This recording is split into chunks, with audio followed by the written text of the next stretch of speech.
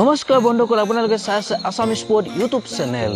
Cricket জ্বৰত আক্ৰান্ত অসমৰ ক্ৰিকেট প্ৰেমী 2 অক্টোবৰত গুৱাহাটী বৰ্ষাপাৰা ক্ৰিকেট ষ্টেডিয়ামত অনুষ্ঠিত হ'ব ভাৰত আৰু দক্ষিণ আফ্ৰিকাৰ মাজত আন্তঃৰাষ্ট্ৰীয় টি20 ক্ৰিকেট খেল। কিন্তু ইয়াৰ মাজতে ক্ৰিকেট প্ৰেমীসকলৰ বাবে দুখবৰ লৈ আহিছে বতৰে। 2 অক্টোবৰত গুৱাহাটীৰ বতৰ বৰষুণৰ আগজাননী দিছে। প্ৰতিকূল বতৰকো নেওচি খেলখন সুকলমে অনুষ্ঠিত কৰিবলৈ অসম ক্ৰিকেট সন্থাই আপ্ৰাণ চেষ্টা কৰি থকা হৈছে বুলি জানিবলৈ দিছে। বতৰ যিয়ে নহওক, ক্ৰিকেট প্ৰেমী উৎকণ্ঠা অন্ত পেলাই বৃহস্পতিবাৰে বিয়লি 4:45 গুৱাহাটীত উপস্থিত হ'ব দুয়োটা দল। দুই দলৰ খেলুৱৈসকলে তিৰুৱনন্তপুৰৰ পৰা বিশেষ বিমান যোগে বৃহস্পতিবাৰে বিয়লি 4:45 বৰঝাৰ বিমানবন্দৰত আহি উপস্থিত হ'ব। দুয়োটা দলে 30 ছেপ্টেম্বৰ আৰু 1 অক্টোবৰত বৰ্ষাপাৰা প্ৰেক্টিছ উইকেটৰ অনুশীলন চলাব।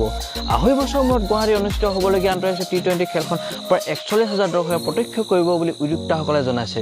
বন্ধুসকল, ভিডিঅ' চাই আপোনালোকে কেনে পালে? যদি ভাল পালে লাইক শ্বেয়াৰ কৰিব। অনাগত দিনসমূহত খেল জগতৰ বিভিন্ন বাতৰি মই লৈ আহিবলৈ চেষ্টা কৰিম। তেতিয়ালৈ ধন্যবাদ। জয় অসম।